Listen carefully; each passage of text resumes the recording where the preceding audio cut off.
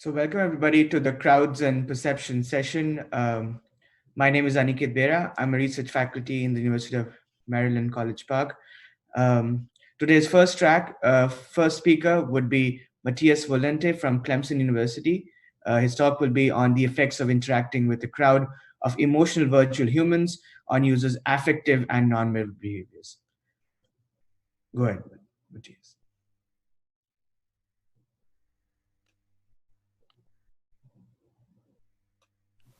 Hello, my name is Matthias Volonté. I'm a PhD candidate at Clemson University. I am going to present this investigation titled Effects of Interacting with a Crowd of Emotional Virtual Humans on Users' Affective and Nonverbal Behaviors. This is the result of a collaboration between Clemson University and National Chiao Tung University, Taiwan. In this investigation, we empirically evaluated the impact on users' emotions and behaviors during interaction with a crowd of emotional virtual humans. Crowd studies in the real world are very complicated to conduct. However, virtual human crowds can provide a consistent stimulus experience that is faithfully replicable multiple times.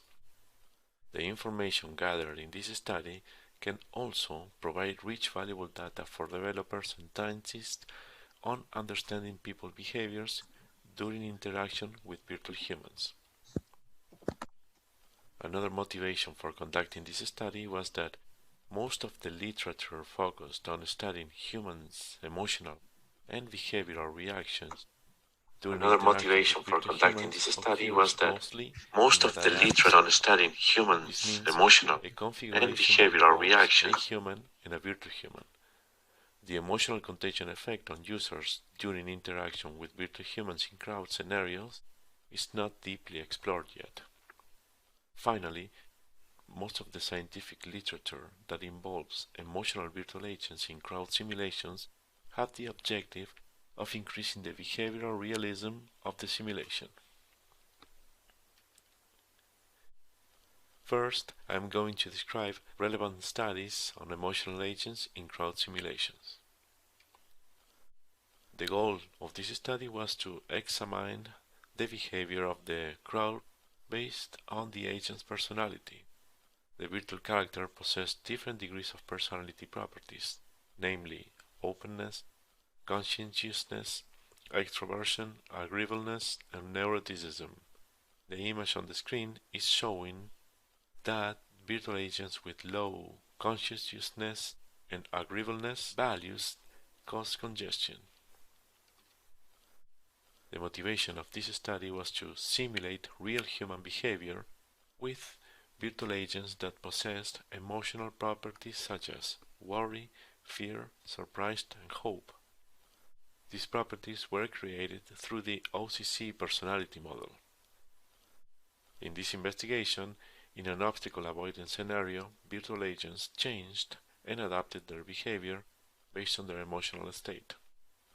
The image on the screen shows a virtual human that joins a smaller group rather than the larger one due to social anxiety. So now I'm going to describe our simulation scenario and the experiment setup. We created a virtual reality simulation that included a digital market. In this market, you can find all the elements contained in a real market. This included shops, vendors, pedestrians, and different commodities. The task was to collect 10 items from this market. To do so, they needed to ask directions to virtual agents using natural language. Once the user reached to a vendor that possessed the item, the user searched for the next from the list that was displayed in a non-invasive graphical user interface. Here is a video recording of the simulation. In this contribution, we examined the impact on the user's behaviors during the interaction with a crowd of emotional virtual characters in an immersive virtual reality environment. The participants' task was to gather a list of 10 objects that are commonly found in markets. Users ask virtual agents through natural language the location of the shop that sells this product. Hello? Hello, how are you? Where can I get tomato? Go in this direction. Thank you. No problem.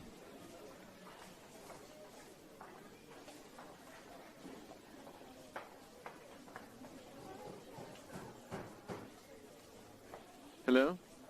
Hello, how are you? Do you sell tomato? It's on the table. The simulation was conducted in an immersive virtual environment using an HTC Vive Pro. Our simulation included a total of 53 virtual humans, pedestrians, and 19 shop vendors. As previously stated, the user task was to collect 10 goods from this market. To achieve this, they needed to interact with the virtual agents by natural language. This study included 4 conditions of virtual humans, namely positive, negative, neutral, and mixed. The last one included positive, negative, and neutral agents. All these groups followed the same procedure. Here is a timeline describing the steps that the user followed in this study. The pre-experiment phase included a battery of surveys to gather the user's demographics and the EDA. Then we trained the participants on how to use the simulation. Then participants started the main experiment, and after completing it, they fill out a self-report. This is a screenshot that shows the graphical user interface depicting the items collected and missing, and hints on how to communicate with the virtual agents. Here's a video that shows a typical interaction.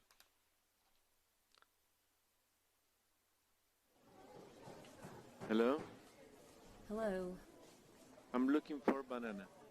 Go to that shop to get that. Thank you. Hello? Hello. Do you sell banana? It's on the table. We also train the users on how to use the controllers to move in the environment, to interact with the virtual humans, and how to grab the objects.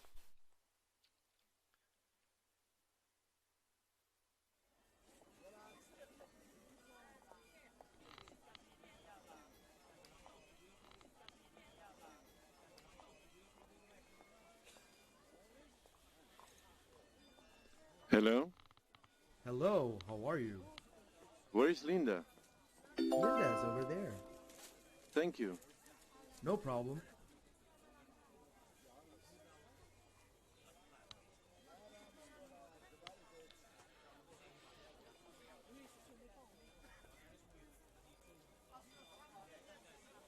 Hello?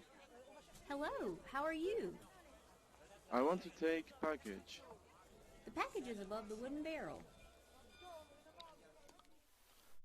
Our study was composed of 60 participants.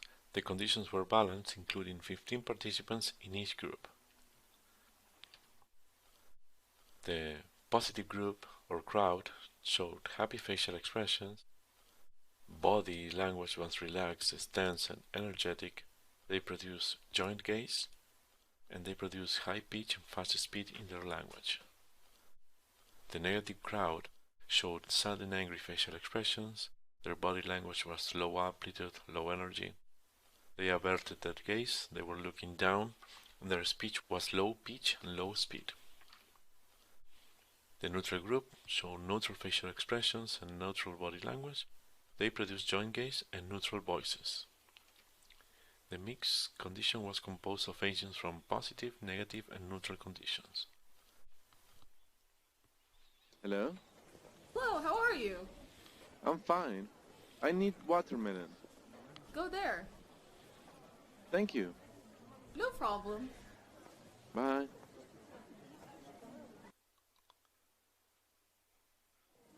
Hello. I need cabbage. Go there. Hello? Hello. I need cabbage. Walk straight and the shop is on your right hand side. Hello? Hello, how are you? I need cabbage. Go in this direction. Thank you. When users walked in the market, the virtual agents looked at them if the users were walking in the opposite direction. During the simulated dialogue, the virtual humans waved and greeted the users, and when users asked for the location of an item, the virtual humans pointed towards the location of the shop that sold that commodity. Hello. Hello, how are you? I'm fine. I need bottle. Go to that shop to get that. Thank you. It's my pleasure. Bye-bye.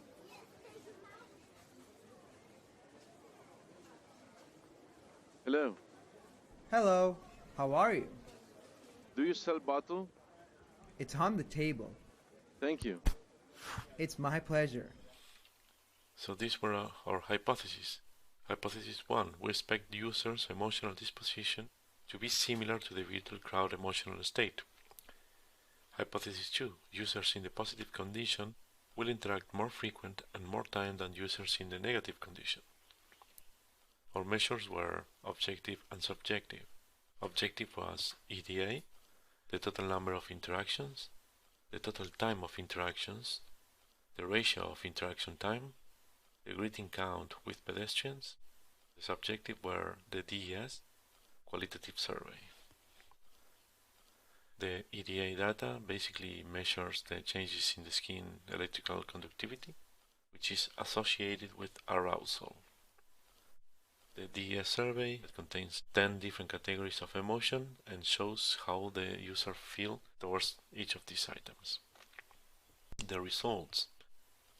The EDA data shows that the positive condition exhibit higher score than the negative, neutral, and mix. The pedestrian interaction count showed that the positive condition showed higher number of interactions than the negative. The pedestrian interaction time showed that the positive and neutral conditions showed higher than the negative. The DES score only showed that users in the positive condition score lower than in the neutral. Only in the anger dimension, the ratio of interaction time was higher in the positive condition over the negative. And also users in the positive condition score higher number of greeting words than in the negative. The qualitative results, users to the question, what do you remember the most from the overall experience, said that users in the positive condition believe that talking to the virtual humans can feel real. Users in the negative condition said that how sad the virtual humans sounded and looked heads down and looked mad was the most impressive for them. Neutral conditions show long time for finding things. This is not related to emotion and is neutral. Users in the mixed condition stated that some patrons and shop owners gave facial expressions of happy, neutral, or sad. What's the conclusion, discussion, and future work based on all this information? Well, hypothesis 1. We expect users' emotional disposition to be similar to the virtual crowd emotional state, while users were not deeply emotionally affected by the virtual humans. Only anger, the DES dimension, was significantly different between groups. Hypothesis 1 is partially supported. Hypothesis 2. Users in the positive condition will interact more frequent and more time than users in the negative condition. Users interacted longer and more times with the virtual agents. Hypothesis 2 is supported. Conclusion. Users were more interested in engaging in social interactions with virtual humans that possess positive verbal and non-verbal behaviors. Users avoided the virtual human characters with negative emotions, and the crowd affective disposition was not strong enough to impact the user's emotions greatly. The takeaway point from this study is that positive virtual humans encouraged users to engage in simulated social dialogue, were able to elicit formal greeting speech, and positive behaviors could be used to foster simulated social dialogue. Negative virtual humans reduce the user interest in conversing with the digital characters, and the negative behaviors could be used to diminish social dialogue. The future work is to examine the social influence effect on users' decision making caused by the behaviors of a virtual human crowd. Explore the effect of virtual crowd verbal and nonverbal behavior on users' task performance. Thank you very much for your time, and if you have any questions, I'll be happy to answer them. Thanks. I'll be happy to answer them. Thanks. I'll be happy to answer them. I'll be happy to answer them. Thanks. I'll be happy to answer them. Again, this is It's 10 times more powerful than if they think it. And then as we started to study the data, particularly data that was just reinforced by Christine Porath from Georgetown and Harvard, that negativity is a multiple of 4 to 7 that times negativity more powerful is a multiple than positivity. of 4 to 7. That negativity is a multiple.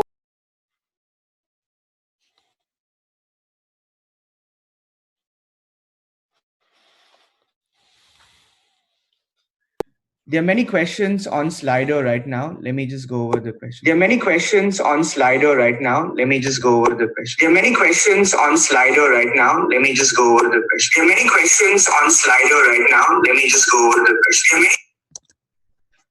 The first question is, Andrea says, great work. Thanks for the insight and illustrative videos. I'm wondering whether you used a kind of awareness zone for each of the virtual agent to know and when the virtual agent should engage in mutual gaze. Which interpersonal distance did you use and why? Can you hear me first before answering? Can anybody hear me? Hello? Yes, we can hear you. Oh, okay. So basically for interaction as a whole, we use different areas of distances, right?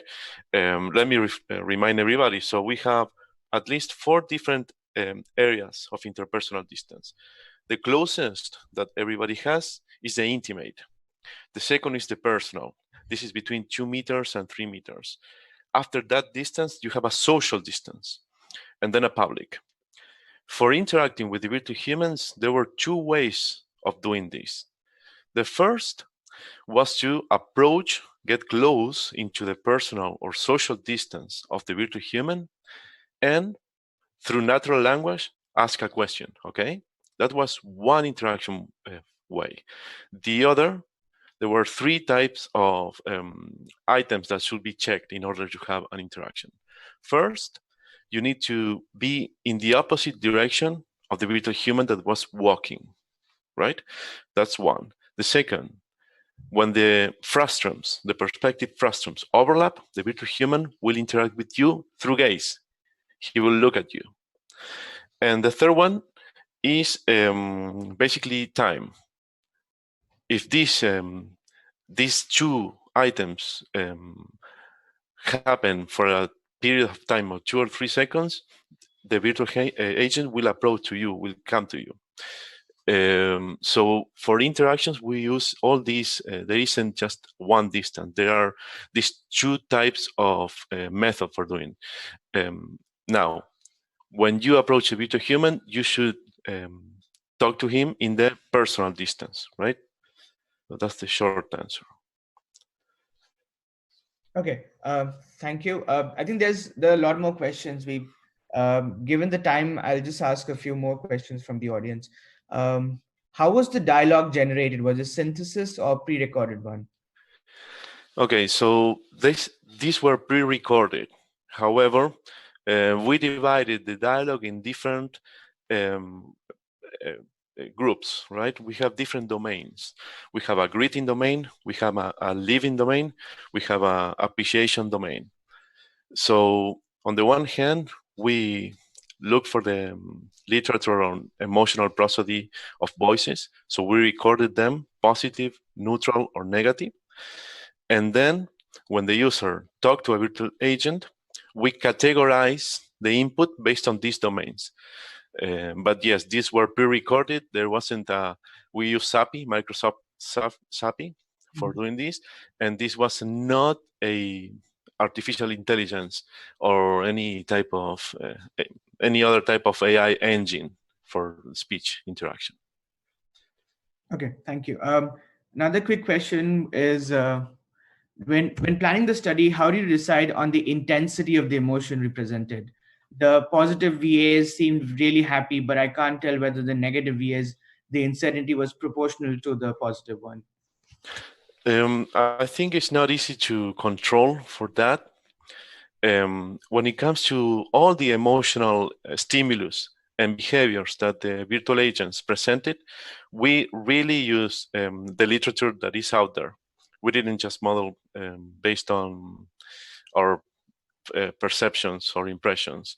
So we use to the book, and we were really strict using the FACS model based from Dr. Ekman, Paul Ekman, and the literature that states what's a negative expression, what is a positive expression. Some emotions are easier to recognize, but that's the nature of human beings. We are able to recognize perhaps if somebody's happy because he's smiling, where if somebody is sad, we don't know if that person is sad, is mad. It's different. It's more difficult to recognize that negative emotion. We cannot control that, but we can control what to plot, right? Based on the literature that is there. The recognition is out of our control. Thanks. We have to go to the next video. So there are a lot of questions, Slido. It'll be great if you can help answer some of those questions later. Let's move on to the next transition, next speaker. And thank you, Matthias, again for your talk. Thank you. The next speaker will be Fariba from Hamburg, Germany. Her talk will be on the effects of virtual audience size on social anxiety during public speaking.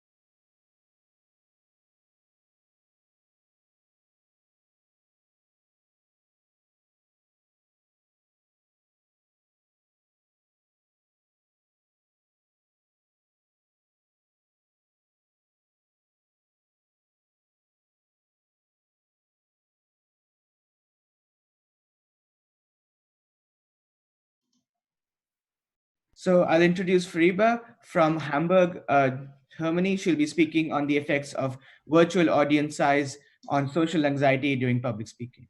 Go ahead. Hello, everybody. Thanks, Anik, for the introduction.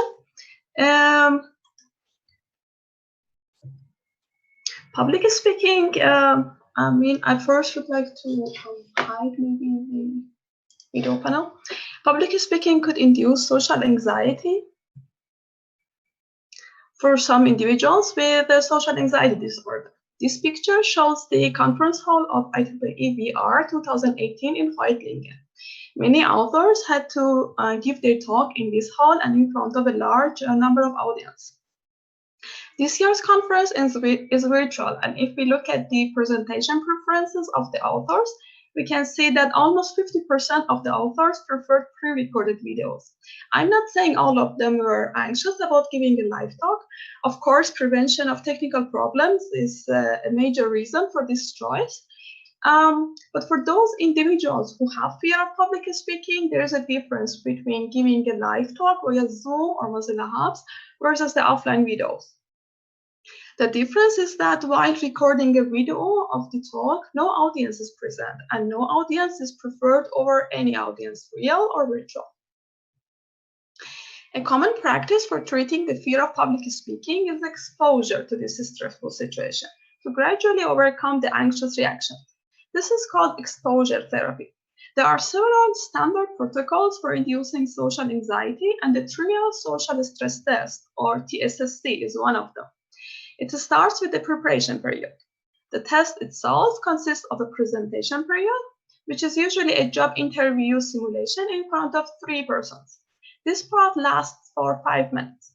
The next 5 minutes, the subject has to perform a mental arithmetic task. In this case, serially subtracting 13 from 1022. The audiences in this method are usually trained actors. Therefore, virtual reality in this context can bring many advantages by systematically changing different parameters of the simulation, such as the appearance, behavior, or the number of audience. Having the same conditions in real life requires hiring and training the same amount of actors. To induce social anxiety, previous studies have also used the TSST protocol in VR, displayed using in a cave or a head-mounted display. However, most of these VR applications have compared no treatment versus treatment, in vivo exposure therapy versus virtual reality exposure therapy, no audience versus an audience. The reported audience sizes were mostly kept constant within a study and only differ between studies. Therefore, the effects of a change in the virtual audience size has not been reported so far. This is unfortunate because the audience size is important.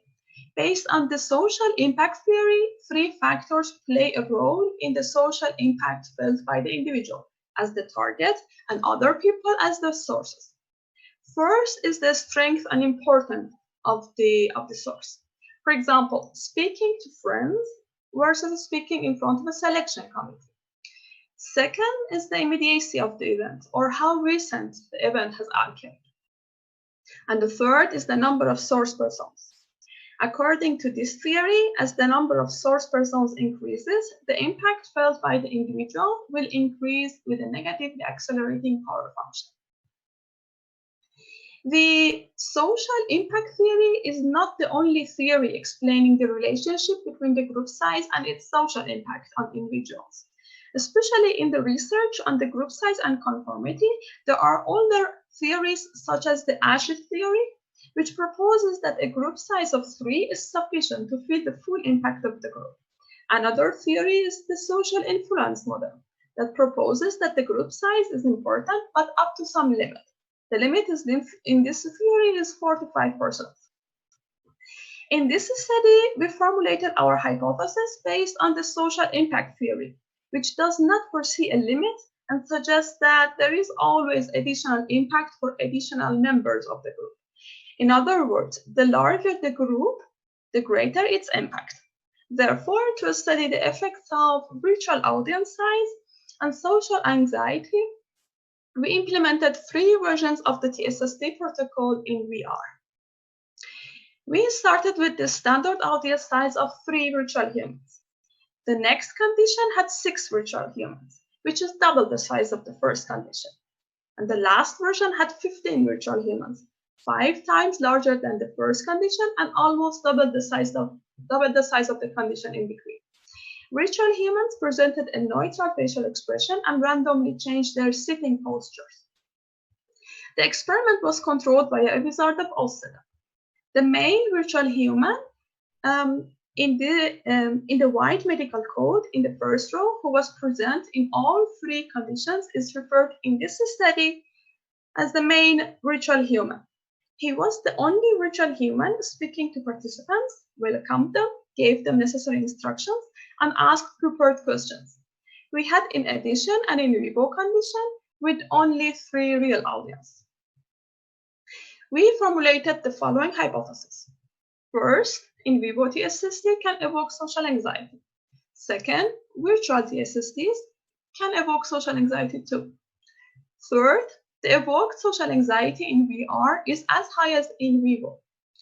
Fourth, in VR, the larger the size of virtual audience, the higher the level of social anxiety. Fifth, again in VR, the main virtual human is the most avoided virtual audience. And the last, the higher the level of social anxiety disorder of the participants, the more they avoid looking at the main virtual human. The last 2 hypotheses are based on those studies that suggest that the individuals with social anxiety disorder avoid mutual gaze in social interactions. To examine our hypothesis, we ran a user study with 24 participants with an average age of 28.17 years. 18 participants were female, and to estimate their level of social anxiety disorder, we used 3 questionnaires, but mainly focused on the Social Phobia Diagnostic Questionnaire, or SPDQ. The average SPDQ score of the participants was 4.86. The SPDQ score can range from 0 to 27, and a cutoff value of 7.38 determines a diagnosis of social anxiety disorder. Therefore, our participants, in average, could not be diagnosed with social anxiety disorder. We also administered the Leibowitz Social Anxiety Scale, or LSAS, which is more common than SPDQ, and might be more familiar for the researchers in this field. The LSAS can range from 0 to 144, and the mean LSAS value of our participants was 31.22. And since it is below 55, it shows mild but clinically insignificant social anxiety disorder. The study was a within-subject design and was conducted in 2 different sessions on the same day of the week and time of the day. For example, if one session started on Tuesday at 9 o'clock, the second session was a week after that on Tuesday at 9 o'clock too. One of the sessions was dedicated to the in vivo TSST with 3 real audiences and lasted for approximately 1 hour and 20 minutes. The VR TSSTs were done in the other session, which lasted for approximately 2 hours and 15 minutes. The order of the sessions, as well as the order of the VR TSSTs, were randomized. Each session started with the baseline measurement and was followed by the preparation period, in which the participants received the job title, a pen, and a paper to prepare their talk. After that, the TSST was carried out, and finally, the participants had some time to rest. We employed several objective and subjective measurements, including the heart rate, galvanic skin response, salivary cortisol hormone, and the head direction. We measured the head direction only in VR and by casting a ray from the virtual camera and recorded the number of times it hit the virtual human. The results showed that both in vivo and VR could induce social anxiety. In this figure, the red line shows the in vivo responses and the blue line the VR responses. If we look at the heart rate responses, there is an increase from the baseline to the TSST and a decrease of heart rate from the test to the resting state. The heart rate during the in vivo condition was significantly higher than the VR condition. The same increase could be observed in the galvanic scale responses, with the difference that here the VR condition could induce social anxiety as high as in vivo condition. The same trend could be observed in the salivary cortisol hormones. Different virtual audience sizes induce different social anxiety, but in contrast to our a priori hypothesis, the audience size of 3 induced the highest anxiety. This difference was significant for the heart rate responses only. The GSR values were high for all 3 audiences and were not significantly different from one another. Higher responses to the smaller audience sizes could be observed also for the cortisol values, but not significantly different. To test our 5th hypothesis, we looked at the frequency of the ray hits across all VR conditions, which showed that the participants' heads were most of the times directed towards the main virtual human. Therefore, hypothesis 5 has to be rejected because the main virtual human was not the most avoided virtual audience.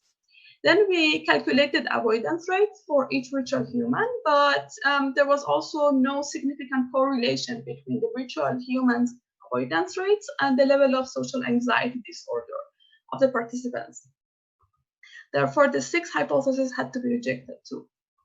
Using the head direction to examine these 2 hypotheses was a limitation of our study. Therefore, in future, we will use eye tracking to analyze the participants' gaze. We could not find any significant differences between conditions using the subjective measurements. From the subjective measurements, only SAM or self-assessment mannequin and a state trait anxiety inventory showed a state of anxiety experienced during all 4 conditions. So to conclude, we formulated our hypothesis based on the social impact theory. We extended the number of influence sources in VR to 15 virtual humans and expected that the larger the virtual audience size, the greater its impact. That is social anxiety in this study. Our results showed that both VR and in vivo TSST induced social anxiety. However, in contrast to our priori hypothesis, we found that the smaller audiences induced more social anxiety. We did not build a model, but if we try to draw our finding next to the existing theories, it will look like this. Therefore, our findings contradict the social impact theory. Our findings, however, are more in line with the ASHI theory and the social influence model. Therefore, we can conclude that additional virtual humans could not induce further social anxiety beyond the anxiety level that 3 virtual humans induced. The reason is that the group size of 6 and 15 were large enough for virtual humans to lose their individual impacts. Finally, a clear limitation of our study is the lack of inclusion of 6 and 15 real audiences, which remains a topic for further research. And here are the references that were used for this presentation.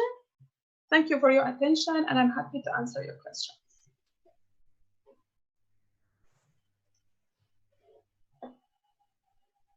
Thank you so much, Fariba. I think that was a really good talk on comparing virtual and real humans in terms of the anxiety levels. Where do you see, I mean, I can clearly see that in the future, some of this research could be used for even training for social anxiety as well, right? Yes. Do you have any plans for that or something you have? Actually, this study was conducted with a collaboration of the University Medical Hospital in Hamburg, Eppendorf. So basically, we were working with the Department of Psychiatry that in case that we find the findings and in case we can validate the VR, it will be directly implemented in the hospital. And we have also connections with other hospitals in Germany, and we are actually working on that. Okay, okay. Thanks a lot. Let me see if there's any public questions for the. I don't see any public questions right now, so I'll go ahead and ask you another small questions.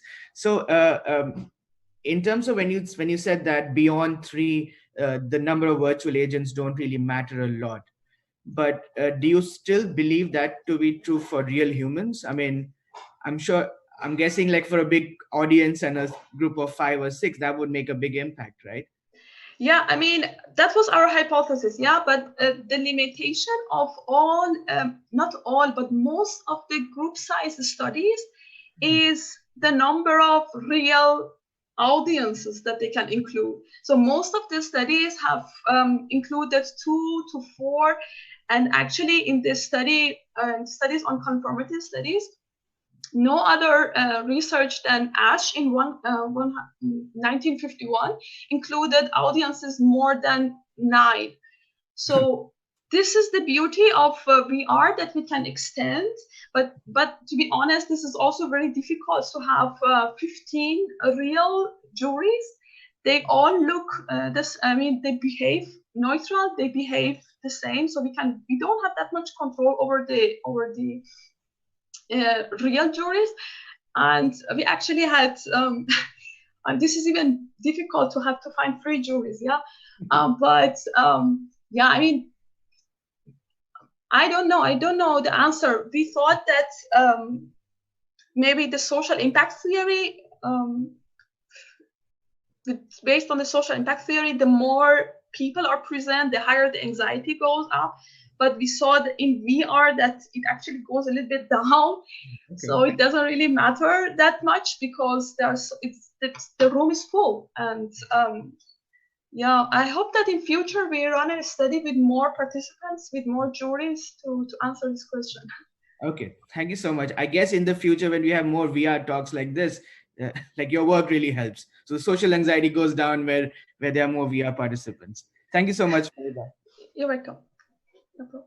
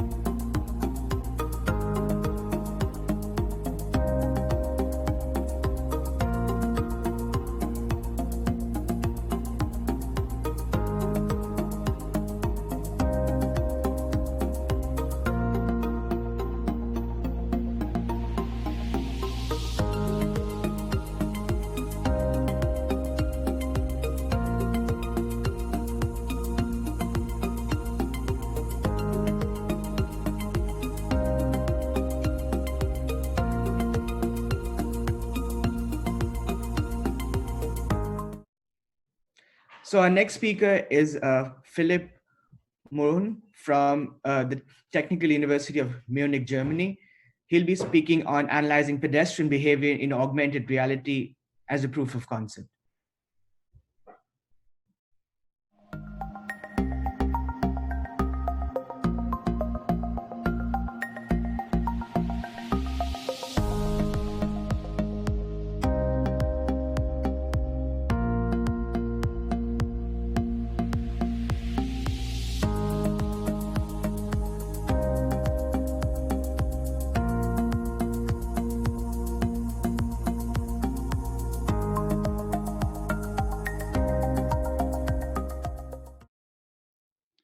Hi, thank you. I'm Philipp Mohrn. I'm with the Technical University of Munich at the Institute of Ergonomics. In ergonomics, we love to use VR to create simulators. We created simulators like driving simulators for the past decades. And more recently, we are also creating pedestrian simulators. So we are not alone in this research field. As you can see here, there's especially a strong rise in papers about pedestrian and virtual reality and analyzing their behavior. In 2050, this is most likely due to the upcoming of HMDs like the Oculus development kits. That's also where we started. So we created HMD-based pedestrian simulators. But this comes with some limitations. So if you want to display an avatar, this is only possible with additional sensors. You can use camera-based tracking or motion tracking or Vive trackers, but somehow you have to track the arms and legs in order to be able to display an avatar of a pedestrian participant in our simulator. Next to it, creating realistic environments is quite complex. So when we started, we had to create a virtual city from scratch. You have to get all the 3D models and set up everything most often in Unity. And besides that, you're still in a laboratory setting. So our participants are standing in our laboratory and they might feel in a safe and comforting environment, which might even wise their behavior. So we thought when we analyze pedestrian behavior, we are not always interested in the whole virtual environment, and creating the whole virtual environment is not necessary. Most often we are only interested in a limited number of virtual objects, like how pedestrians behave on autonomous vehicles. So we thought we're going to use AR as a pedestrian simulator tool to analyze pedestrian behavior. we ended up with two options. On the right side, the HTC Vive Pro, on the left side, the Z Mini. This is the reason because current AR headsets have a very limited field of view. So this is not sufficient for our analysis of pedestrian behavior. That's why we wanted to use the stereo cameras and video pass through the environment and superimpose virtual objects on this real environment, the ones we are interested in. We could either use the stereo cameras of the Vive Pro, the built-in ones, or on the left side you can see the Z Mini stereo cameras. On the next slide you see a comparison of these two settings. So the Z Mini is mounted on top of the Vive Pro, on top of the stereo cameras of the Vive Pro, and we just use this feed. And you can see here the resolution is higher, but the vertical field of view is slightly limited compared to the Vive Pro. But you can see our virtual black car here is matching better with the environment because the stream of the environment is at 720 pixels and not at 480 like the Vive Pro. And also the virtual objects are down-rendered by the Z Mini SDK to match better with the real environment. So for our experiment, which I'm presenting here, we used the setting with the Z Mini. And this is what we did. We did a gap acceptance study in our parking lot environment, which you can see here. If you turn around, this is our parking lot testbed at Technical University of Munich. We did a gap acceptance study with 30 participants in real and 30 participants in AR. Two cars were driving down this very long street, which you can see here. And they had gaps of 1, 2, 3, 4, 5 seconds, drove two velocities, 30 or 50 kilometers per hour. And the participants were instructed to take a step towards the street to indicate a street crossing. If they feel safe, the gap between the two cars is big enough to safely cross the street. So they did not actually cross the street due to safety reasons in the real setting, but they just indicated it by a step through the light barriers you can see here on the slide. We also had two training trials with gaps of 2 and 4 seconds. So this ended up in 20 trials because we repeated each combination once. So you can take a look on the video on the right side over here now. I will start now. And this is how the participants' view looked like in our real settings. So you can see the cars are coming down the street there. You can see the light barriers. And as soon as the first car passed our participant, he was asked to take a step towards the street if the gap is sufficient enough. On the second car, you can see we mounted a LiDAR on top of the hood of the second car to control the gap. Now you can see how it looked like in AR.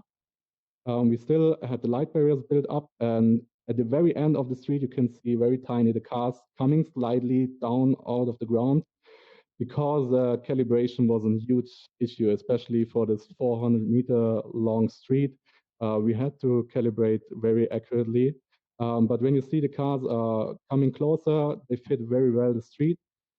As you can see, they don't have any shadows yet. In the future, they might have shadows, but we have to get the position of the sun and give a special position, and also check if there are clouds or if it's a cloudy day or not. Let's jump to the results. So here we see the accepted gaps in both conditions, AR and real, for 30 kilometers an hour and 50 kilometers an hour. And you can see there's a strong difference between the AR setting and the real setting. When we modeled our results, we can see a significant effect of condition and gap. And there seems to be a shift in the gaps of about 1 second, but the inclination of the both lines is quite the same. In the meantime, in our project Pizival, which analyzes 2 pedestrian simulator settings, we also conducted the same experiment in an HMD and cave environment, and these are preliminary results. As you can see here, we also have a same effect in our HMD and cave setting. But especially in the case setting, the effect is not so strong, but it's still there in the other virtual settings. Besides gap acceptance, we also analyzed crossing initiation time.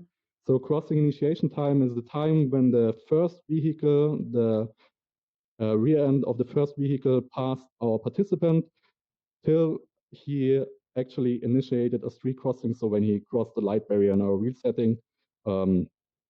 And here you can see the same. So there's a strong effect of our condition if it was displayed in real or in augmented reality. There was no effect of speed, but of condition. We did also a preliminary analysis with the other two settings, Agent D and Cave.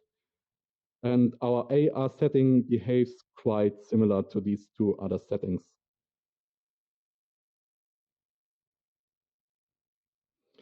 Besides our objective measures, we also had subjective measures of our participants. So it's quite tough to find questionnaires you can use to measure the mixed reality experience in experiments like this, because presence questionnaires most often used don't work in this setting. So we found a very early stage questionnaire by Regenbrecht et al. The mixed reality experience questionnaire. But I just wanted to show here the items we got from this questionnaire didn't end up in quite good results. So the deviation of the answers is pretty wide, so it's not easy to interpret these results. Besides that questionnaire, we also had our own questionnaire, which was asked at the end of the experiment in both conditions, in real and in augmented reality. And these were questions about how safe would it have been to actually cross the street, how likely would a collision have been if you actually crossed the road, how dangerous would the collision have been. And remarkably here is that there's only a minor difference between the two settings in AR and real. Also for the other questions in our questionnaire, the answers are most often quite the same. Our participants were also asked to indicate on a line with a cross if their behavior was different to their behavior in real traffic in cases where they had to have decided to cross the road, or in cases where they have decided not to cross the road. And here we can see a stronger effect on the augmented reality condition compared to the real condition for the second answer.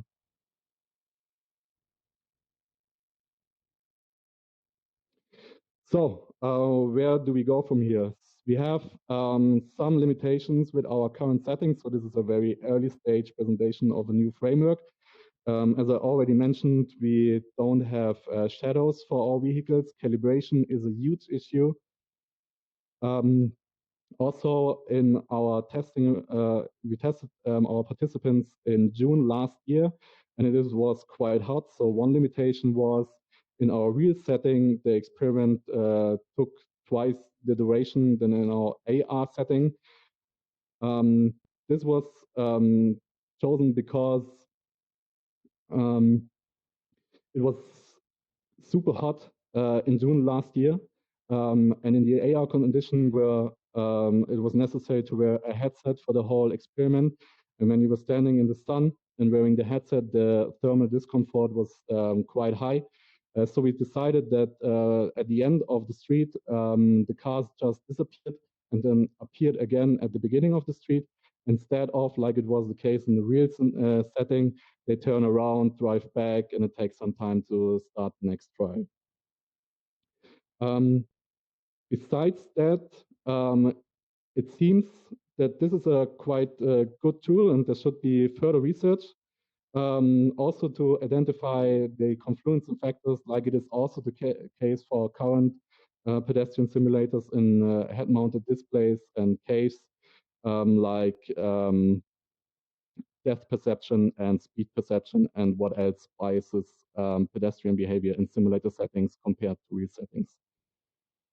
So that's it for my talk. I'm gonna leave this hub now You can join me later here, and then you can take a look at our test environment if you want and have a chat here.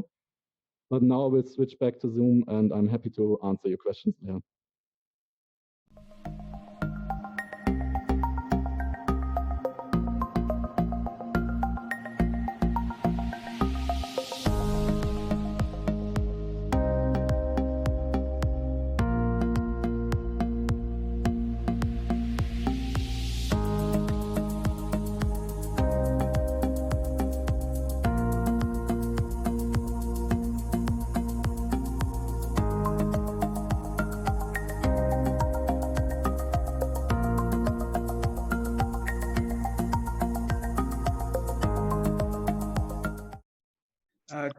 Thank you so much, Philip, for that very interesting talk. I think we have a few questions, public questions. We can start with that. So our first question says, how did you control the gap value in the real condition? So the gaps were controlled manually, but we mounted a LiDAR on top of the hood of the second car, the following car, and it was displayed as a bar to the driver. And the gap control worked quite well, so we had errors smaller than 5%. Okay, thanks. Another question from Andrea is, did the participants actually start crossing the street before stopping due to safety concerns, or did they only indicate that they would cross it now? So it's only telling versus actually doing it might change the results. So they did not cross the street physically. They just indicated they're crossing with a step towards the street. So they ended at the curb of the street or slightly on the beginning of the street. But due to safety reasons in the real condition, it was not possible for us to ask our participants to really cross the street. Okay, thank you. Also in the AR condition, so we used the SET Mini. So we were relying on a wired connection to our PC. And the wire was, I think, 6 meters long. So that was easy for us because then the participants only had to do the first steps towards the curve of the street to indicate a crossing. Right. Okay. So one last question from me. What do you think? So clearly in all of your results, there is a gap between real and the augmented reality, right? Is it mainly the physical element of the AR headset which adds the difference, or like you mentioned shading, like shadows and all those things? Is it the graphical aspect of it which you think is more dominant, or do you think just wearing the headset makes people sort of perceive that they're in a different environment, so they're safer or something? I think it's a combination of a lot of factors, like the depth perception also have a lot of factors. And the shadow in the AR condition helps a lot to match the car to the street. So in the meantime, we also ran experiments where we had shadows in our AR setting, and this was a huge benefit. And for the future, we also want to conduct a study where we just use the video pass-through with real vehicles to isolate the factor of the headset. Okay. So I see. So I guess if there's no other questions, public questions, thank you so much, Philip. I'll introduce the next speaker. Our next speaker is Florian Burton from INRIA, France. His talk will be on eye gaze activity in crowds, impact of virtual reality and density.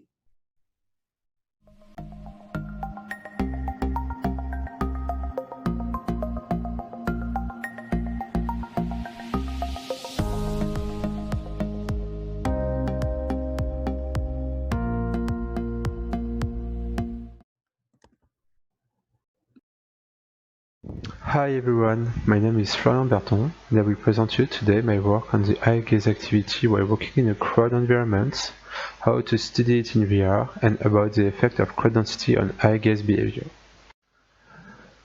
I will start by giving some element of context to this work and introduce why such study is interesting in the field of crowd modeling and simulation.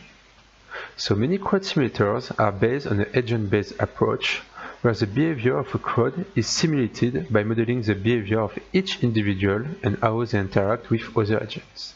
So here, for instance, is a video from the point of view of a person immersed in a virtual street in a crowd driven by such crowd simulator. And we can notice that there is no collision between agents in the crowd, but also these agents are avoiding the person immersed in VR. So in this kind of crowd simulator, there are three main components. First, a local model of interaction which describes how each agent motion influences other agents' motion, for instance, in order to avoid collision or to follow another agent. Then, the second element is a method to combine several simultaneous interactions, as for instance, avoiding one agent and following another agent at the same time. Then, the final element is the interaction neighborhood that defines which agents is interacting with which other agent. It can be, for instance, all agents within a distant threshold. So in order to achieve realistic crowd simulation, it is important that each component can be compared with observation data. So the first two components require to understand how each person is adjusting his trajectory in the presence of others, and is generally studied based on workers' trajectories. However, understanding interaction neighborhood is more difficult, because we need to understand in a set of neighbors which subset exactly did influence one's motion and its adjustment. So the intuition behind this work is that the analysis of gaze behavior, in parallel with trajectory analysis, can help understanding interaction neighborhood. The main idea is that you probably look at the person you interact with. So this example will help understanding this idea. You can see here an agent walking close to three other moving people. He didn't go straight to his goal, but he adjusts his trajectory to avoid collision. Now, from the trajectory only, it is difficult to figure out which other agent he took into consideration in order to adjust his trajectory. However, if we display the gaze activity as well, things get more clear. The cause of a specific adjustment can be guessed from the gaze activity of the agent. For instance, we can assume that the source of a specific adjustment is the neighbor agent that was gazed at just before. So there is more and more work at the intersection of gaze, locomotion, and interaction between walkers, and they were conducted both in real or virtual environment. For example, Kitazawa was interested in the gaze and personal space, and he shows that gaze is equally distributed between elements present in the environment. Croft looked at the gaze during collision avoidance between two pedestrians, and he shows that it could be used to predict crossing over. In virtual environment, Jovancevic demonstrates that gaze is task-dependent, and Merov shows that gaze is attracted toward elements with high risk of collision. This latter supports our idea that gaze gives more information about the interaction neighborhood, since gaze is attracted towards neighbors that will require to be avoided. So in our work, we are interested into studying gaze behavior in VR. And in the past few years, there has been more and more studies on human behavior in VR. The reason is that it gives a more accurate control of the experimental conditions and factors. It will also ease the exact replication of a stimuli for each participant. And in our case, it will provide a better control to the relative motion of all the different agents that compose the dynamic environment, which would be very difficult to achieve in real conditions. So crowd behaviors were previously studied in VR. For example, Young studied the effect of emotions in crowd behaviors. Silva and his colleagues show that sound has no effect on maneuvers to avoid collision with three other walkers. And Dickinson demonstrates that crowd density has an impact on the participant's affective state. And in this work, we are interested to explore the effect of density on interaction neighborhood, and more especially how density may increase or decrease the number of neighbors. And as we want to study gaze activity in VR, one important question is to know whether VR affects gaze behaviors. So during tasks where participants were seated and have to either look at a light or look at a person moving objects, Fell and Rubo show that gaze activity was qualitatively similar, but there were some differences regarding head rotations. Furthermore, in our present work, we have to compare gaze activity during a collision avoidance task with another walker. We compare the task performed in real environment as well as 4 different virtual reality setups, and our conclusion was similar to Fell and Rubo. But Actually, there is no study which compares gaze activity on a more complex situation like walking into a crowd, where possible targets for the gaze are many. In this work, we carried out two experiments. In the first experiment, we seek to evaluate the bias induced by VR on gaze activity. Our hypotheses are similar to the results of previous studies. We expect to have a eye gaze behavior similar in both conditions, with some quantitative differences in eye gaze activity. In the second experiment, we are interested on the impact of crowd density on eye gaze activity. We expect to have a scanning frequency which decreases when the crowd density increases. Furthermore, we also expect that gaze will be more focused towards the goal to reach when the crowd density increases. To this end, and for these two experiments, we designed a task where participants were in a street with a crowd, which corresponds to a daily life situation. They had to navigate between two shops and avoid collision with the other pedestrians present in the environment. So we perform our study on eye gaze activity by describing it as a succession of fixations separated by saccades. So a fixation is a spatial cluster of successive gaze points, and you can see here in the image each fixation represented by a color, and on average a fixation lasts about 200 to 300 milliseconds. So we use different metrics to compare gaze activity. First, we considered the average duration of gaze fixation. Then we also compute the average amplitude of saccade, which corresponds to the distance between two successive fixations. We also look at the spatial distribution of the fixation, and more especially, we consider the gaze coverage, which is the spatial area covered by all the gaze fixations. I will now present the first experiment that compares the eye gaze activity for the walking task performed in real and virtual conditions. In this experiment, we had 16 participants. So this experiment was decomposed into 4 main steps. First, we asked participants to perform the task in a real street. They wore glasses with a camera to record their gaze and what they saw. Then, in the second step, using deep learning approaches, we could count the number of people that the participant crossed using the video recorded. This enabled us to estimate the crowd density. And note that what we call here crowd density is the number of visible people in front of the participant. Then third, we generate a scenario in VR with a similar crowd density.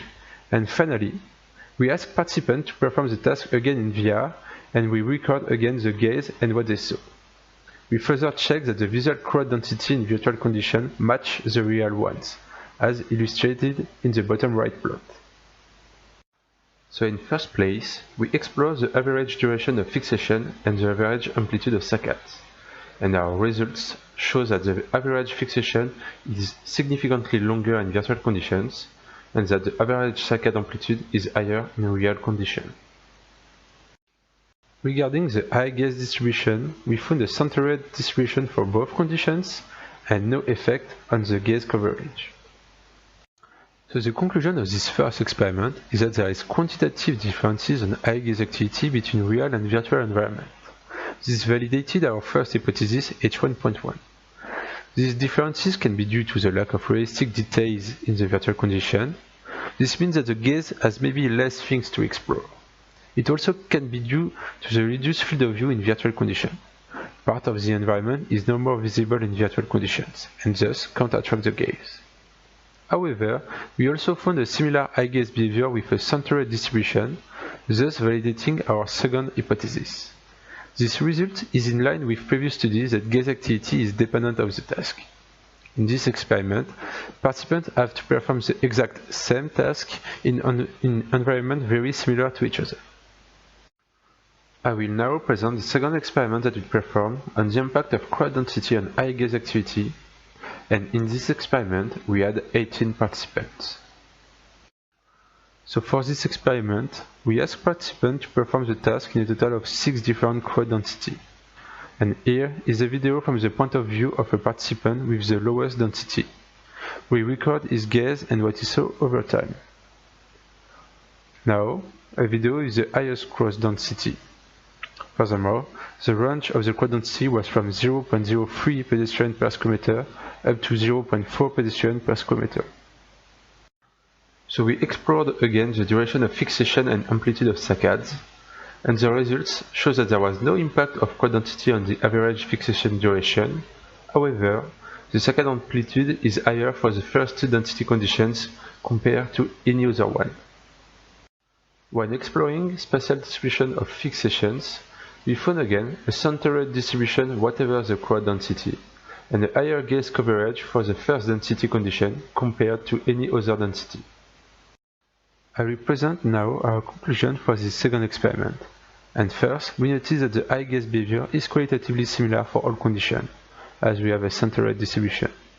This result is again in line with previous studies that gaze spatial distribution is dependent of the task, and in our case, whatever the quad density, participants has to perform the same task in the same environment. Now, we also found that the scanning frequency remains constant when we increase the quad density, as the fixation duration was similar for all conditions. This invalidates our first hypothesis, H2.1, that scanning frequency should decrease with density. I will now give recommendation for the design of quad simulation algorithm that we can deduce from our study. And in terms of interaction neighborhood, we believe that the size of the subset of agents that compose a neighborhood should be constant. Indeed, the fact that the scanning frequency is not changing with density let us think that people do not tend to consider more people when walking in denser areas. However, to truly validate this, we need to analyze if the fixation were, for instance, more on the ground than on pedestrians, or also how many pedestrians were looked at and how many times each pedestrian was looked at. Finally, note that our conclusions are today limited to the situation we have studied, which was to walk in a street where crowd flows are many bidirectional ones. And as a result, we are interested in validating these recommendations in other situations in our future work. Finally, our last result shows that participant gaze is more focused in a crowd of high densities, as we have a gaze coverage and saccade amplitude higher for the first condition of quad density. This result is in line with previous study that gaze is attracted toward objects with higher risk of collision, and in our case, the region in front of the participant is the area where agents have the highest risk of collisions. So our recommendation for quad simulator is that during the selection of agents in the neighborhood, we have to order them by risk of collision. In our future work, we want to analyze the eye gaze activity for different kinds of crowd flows, such as, for instance, a crossing crowd flows, in order to extend the scope of our conclusions and give more general recommendations for quad simulator. We also want to analyze the semantic of objects fixated and also the relation between participants' trajectory and gaze activity. So thank you for listening to this presentation, and I will be happy to answer any question you have about this work.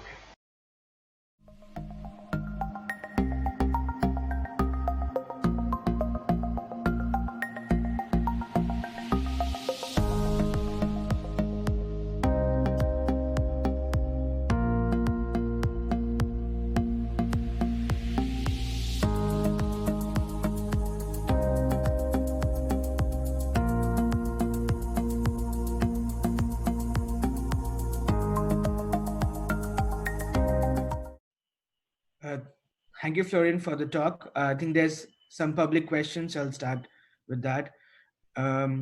Was the goal materialized in the street, or the participant had to go in one direction? Okay, so thanks. For the goal, so in the real environment, people were asked to go straight in the street, and they have to stop when they reach the level of a specific shop. And for the virtual environment, what we did is that they have also go straight into the street, and when they reach the limit of our virtual environment, there will be like a black wall who will appear in front of them in order to avoid them to go further in the street. Okay, thank you. Second question is, were subjects allowed to turn their heads during locomotion? And if so, how did you account for that? Okay. So yes, they were able to turn the head during the locomotion. We didn't ask them to not turn the head. We didn't in the in the real environment, we couldn't record the head rotation, but what we saw is that during the wall walk, as they have to go straight in front of them, they didn't perform such head rotation. And when we compute the fixation, as we record the gaze at a very high frequency, like it was, I think, 50 Hz, we were able to compute the fixation. There was no like high velocity during the computation of fixation. So that's it. And after we just compute between fixation the angle between two gaze points as we do usually. Okay. I think some parts of your, I couldn't hear some bits of your thing, but you can go back to the questions and you can answer them later, I guess. One quick question is, nice talk. You mentioned there's no prior work on gaze activity in crowds. However, there's some prior works, many prior works in gazing in crowds. Sun et al., Narang et al., Randavani. Do you have any thoughts on that? So yeah, you can answer this later as well if you want to have a detailed answer on this. But if you have a quick answer, go ahead. I know it was more like so when we say there's no prior work on crowd and gaze, it was more like on locomotion and specifically about the impact of density on the eye gaze activity. Because there is also other work on crowd and gaze, but not specifically about this impact of density on the eye gaze activity. Okay.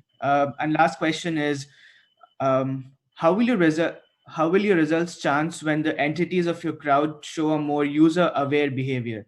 Example, additional mutual gaze besides the pure collision avoidance.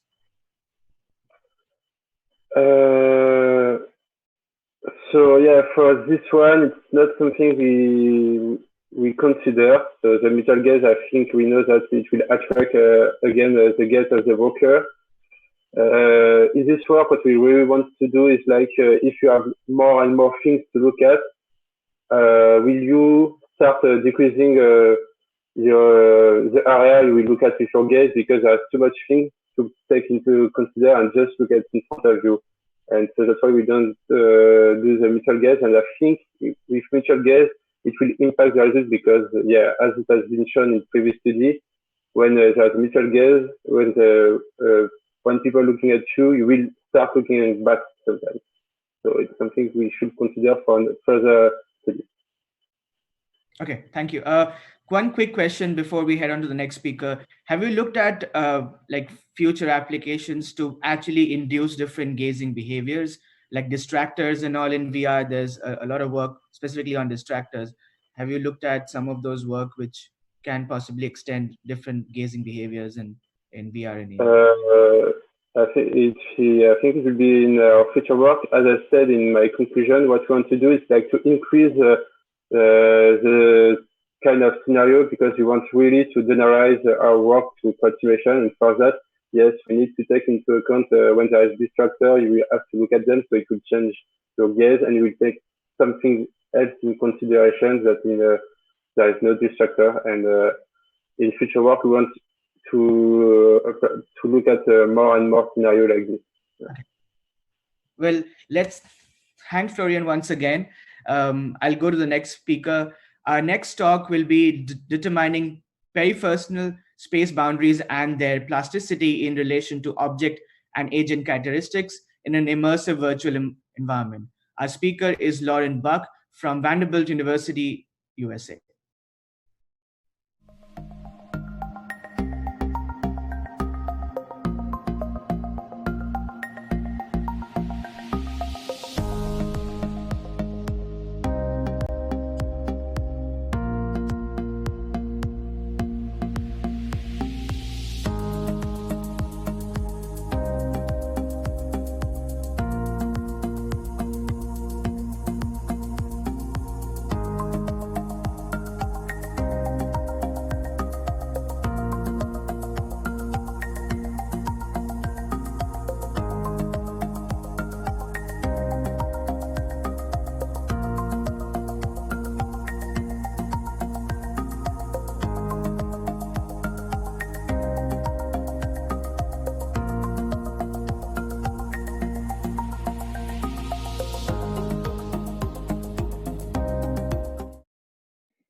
everyone, my name is Lauren Buck and I'm from Vanderbilt University. The work by my colleagues and myself is on determining peripersonal space boundaries and their plasticity in relation to object and agent characteristics in an immersive virtual environment. So to begin with, I'm going to start by giving some background information on peripersonal space, what it is, and how it relates to the study of virtual environments. I'll continue with some information on work that's directly related to this topic, including some on social and non-social interaction, body ownership, and self-avatars. So space is a defining attribute of immersive VR. Users have the ability to move around and interact with other users, as well as manipulate other objects, just as can happen in the real world. Neuropsychological and neurophysiological research suggests that our brains segment the space around us into two different spaces, near or peripersonal space, and far or extrapersonal space. This work focuses on near space, peripersonal space, which is defined as the functional reaching and grasping distance around one's body. The bounds of this space are modulated by different contexts, such as what social interaction is taking place, the mental and emotional state of the individual, and the environment, along with tool use and many other contexts. Work in psychology by Hall also tells us that we can categorize this space into personal and intimate space, social space, and public space, within which certain interactions are appropriate. The graphical representation of those spaces is displayed here. So since the early 2000s, some research on interpersonal space, which is closely linked with peripersonal space, in immersive virtual environments has emerged. Findings from this work have found that interpersonal space is modulated in immersive virtual environments in a similar way as it would be naturally. Interpersonal space modulates differently when users interact with objects and agents, and it's modulated differently when agents exhibit mutual gaze behavior or appear more sentient, which means they appear to be driven by a human. Additionally, physiological arousal to objects and agents entering one's own peripersonal space in an immersive virtual environment has been recorded, as well as modulation in relation to different social characteristics, such as gender, age, appearance, and the perception of morality. Social and non-social interaction that occurs in immersive VR also gives insight into our own work, that which is most directly correlated with understanding peripersonal space particularly runs in the vein of multi-user interaction and collision avoidance behavior. There has been recent work that has shown users of immersive virtual environments to provide more interpersonal space between one another than they would naturally when performing both an affordance task and collision avoidance tasks. Additionally, embodiment is a key element that's required for the maintenance of peripersonal space that's modulated accurately. Embodiment is easily evoked in immersive VR. So next, I'm going to provide some background motivation for our work before I explain the experiments that we conducted. In 2018, Serino et al. Developed a method for delimiting exact peripersonal space boundaries in mixed reality. Users of a mixed reality environment were presented with multisensory stimuli, which were visual, haptic, and audio stimuli that they were asked to observe and respond to. A ball was observed by users coming towards their face while they responded to a haptic stimulus. We hypothesized that this method could be extended and used in an immersive virtual environment, and that it could provide a solid quantitative metric that could give a more nuanced understanding of how peripersonal space is modulated in an immersive virtual environment. So using this exact method, we designed and conducted the first experiment. Participants used the Vive HMD, and they were provided with virtual avatars that were tracked using iKinema Orion. The avatars are pictured on the bottom far left and right, and they were placed in a virtual replica of our lab, which is on the top of this page. They saw a visual stimulus approaching them, which in this case was either a spiked ball or a normal ball, which are pictured in the bottom middle here. That was either thrown or launched by a ball launcher, which is on the right. or an androgynous animated avatar, which is the red humanoid figure on the left. When the ball was thrown, a haptic stimulus that was delivered by one of the handheld controllers would occur at a distance within or outside of peripersonal space, and the user would respond by pressing the trigger. Based on the findings of Serino et al., the peripersonal space boundary is determined when a user begins responding significantly quicker to the haptic stimulus, and this occurs when an object has entered the peripersonal space. So for our work, this just means someone will begin responding significantly quicker to the ball coming towards them by pulling the trigger faster. So for the sake of time, I'm not going to go into the details regarding our statistical analysis, but I hope to provide a concise overview of our findings. A repeated measures analysis of variance found a main effect of distance, social condition, and ball type. And the graphs on the right side here represent the averaged reaction times at each distance the balls were from the user, and they represent the results from the social, which is on the top, and the ball, which is on the bottom, conditions. The x-axis represents the distance that the visual stimulus is from the user in meters, and the y-axis represents their reaction times in seconds. These graphs don't depict the actual peripersonal space boundaries, just the reaction times. And even though the lines appear close to one another on these graphs, the findings were significant. Users responded quicker when an agent was throwing the ball at the user and when the normal ball was being thrown towards the user, which is a finding that we didn't expect. Additionally, using the same method as Serino et al., we fitted our data to a sigmoid function and extracted a parameter which represented the actual peripersonal space boundary of each user. A detailed explanation of the fitting is in the paper. We found an average peripersonal space boundary of 1.27 meters, and we then performed paired samples t-tests on these results and found a significant difference between the boundaries of the normal and the spiked balls.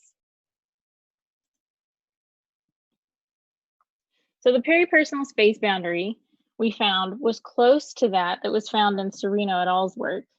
And this tells us that we can reliably extract peripersonal space boundaries by using this method in an immersive virtual environment. It's easy to explain why users may have responded quickly to the agent rather than the ball launcher, as users are probably more attentive to an animated agent that's more sentient than the ball launcher. But the second result, that users responded quicker to the normal ball, is not what would be expected and is likely explained by the order effect, which we mention in more detail in the paper.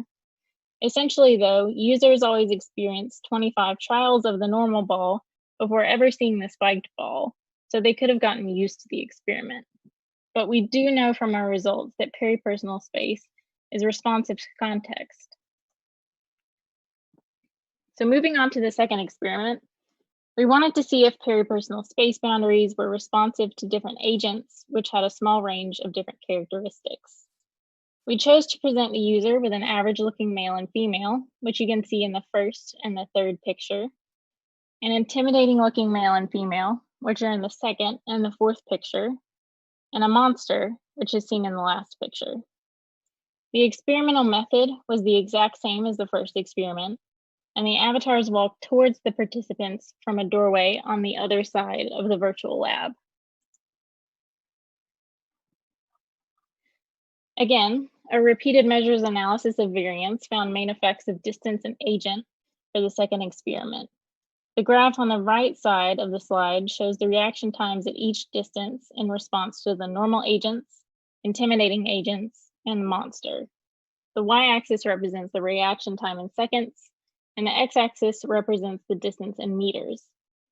Reactions appear different here for normal and intimidating agents in the fact that the results are non-monotonic.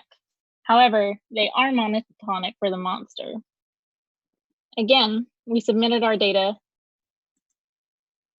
to a sigmoid function and extracted individual peripersonal space boundaries. The average peripersonal space boundary in this experiment was 1.36 meters. And we then did paired samples t-tests over the boundaries and found that there was a significant difference between the boundaries of the intimidating characters and the monster. So an expansion of peripersonal space boundaries in this experiment follows what previous literature comparing object and agent interaction has told us, that users of immersive virtual environments perceive the space around them differently when they're faced with objects versus agents. We can also confirm that peripersonal space is modulated by different social contexts. Users are more responsive when the monster was approaching them, and their peripersonal space boundaries changed. However, in the context of agent interaction, the non-monotonicity of the results for the average and intimidating agents gives us insight into interaction which haven't been found before. Perhaps when certain agents enter one's peripersonal space in an immersive virtual environment, there's an initial acceptance of that agent into one's peripersonal space. This is explained in more detail in the paper, but it may be linked to one's own cognitive processing of stressful events that trigger the fight or flight response. So to conclude this work, I'm going to go over some of the highlights of what we found. This work confirmed that we can reliably measure peripersonal space boundaries in immersive VR, and we found a peripersonal space boundary of 1.27 meters when users interacted with objects and 1.36 meters when users interacted with agents. We also know that peripersonal space is responsive to different social and non-social contexts, and that different characteristics of individuals in immersive virtual environments cause peripersonal space to be modulated differently. So while this work has produced promising results, what we have done is not without limitations, and there's much future work to be done in this area. And I would like to take a minute to thank Tatiana Baxter and Gayatri Narasimham for their help on this project, as well as the Vanderbilt Kennedy Center Director's Strategic Award, the National Science Foundation, and the Office of Naval Research. So thanks for your time and attention, and I would now like to open the floor for any questions you might have about this work.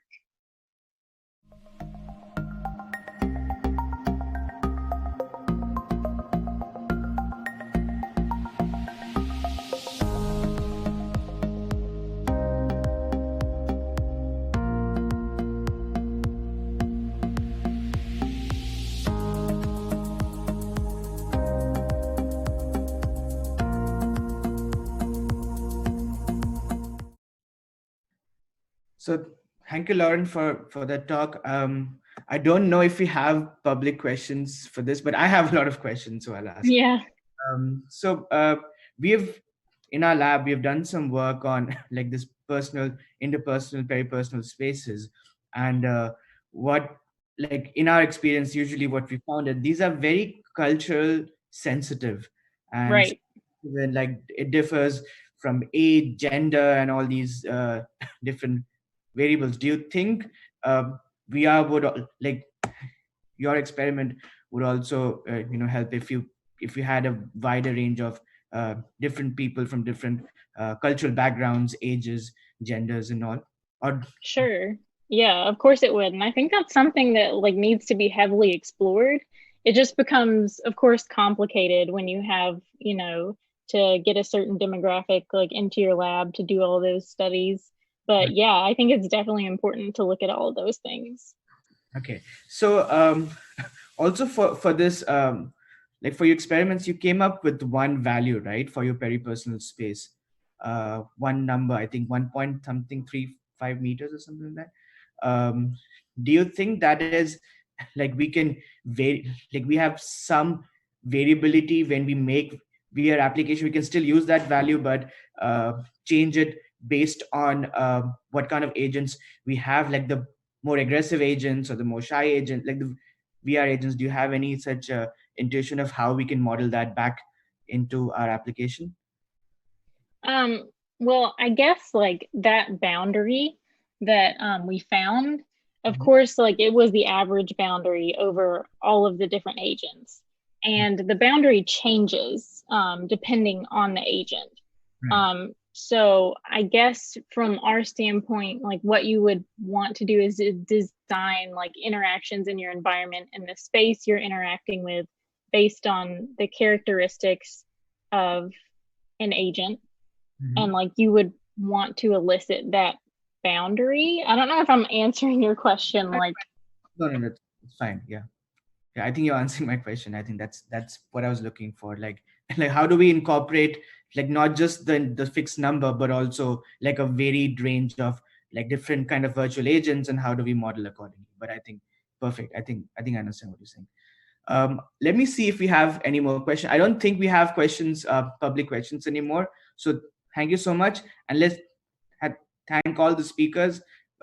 This was our last talk for this session. Thank you, everyone. Hope to see you in different sessions.